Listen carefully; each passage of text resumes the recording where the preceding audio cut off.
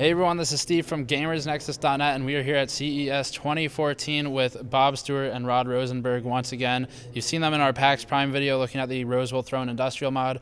Now we're looking at a new HyperX mod it's pretty cool. It's all custom. So Bob, how did Kingston actually approach you for this?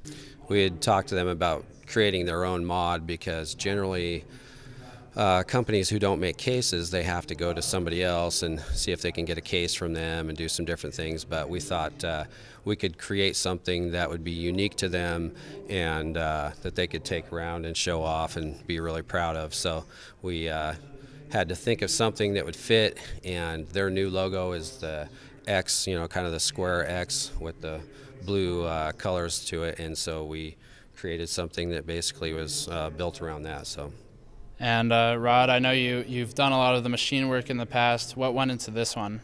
So this one of the challenges was getting the concept from Bob's head over onto a 3D design. So we had our friend Akira help us out and draw it up for us and go through a couple revs of the design and try to make sure everything was going to fit in place. And then got it exported and onto a machine and cut right over New Year's.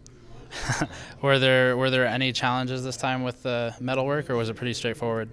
It was pretty straightforward. We didn't scrap any parts. We only had the two pieces of material, so we couldn't afford that. But yeah, we didn't run into anything major.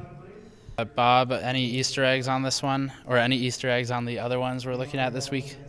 Yeah, there were a lot of Easter eggs everywhere that you probably didn't see. So we haven't divulged what all of our cases have. So at some point we may make some sort of a contest out of it or something, and see who maybe has spotted them in the past or something like that, or come up with some way that we can make a game out of it or something. But yeah, we always incorporate an Easter egg in each build, and so it's kind of our little secret for now. For this case, what were some of the finer details when working with the metal? Can you tell us a bit about the process going into this?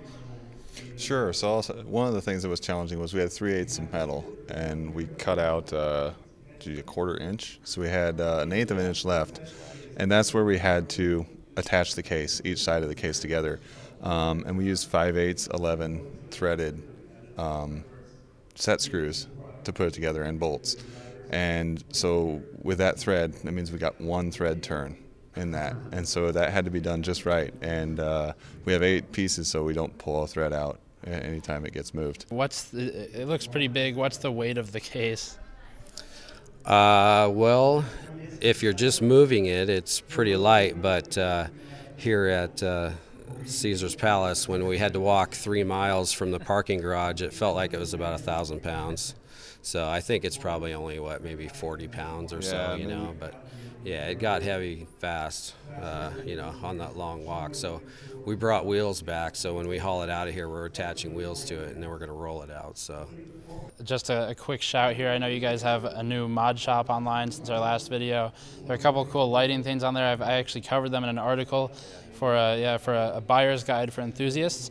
So check out bsmods.com. Check out some of their other work. I'll have an AData video online as well with some other work that Bob and Rod have done. And yeah, once again, thanks, and we will see you all next time.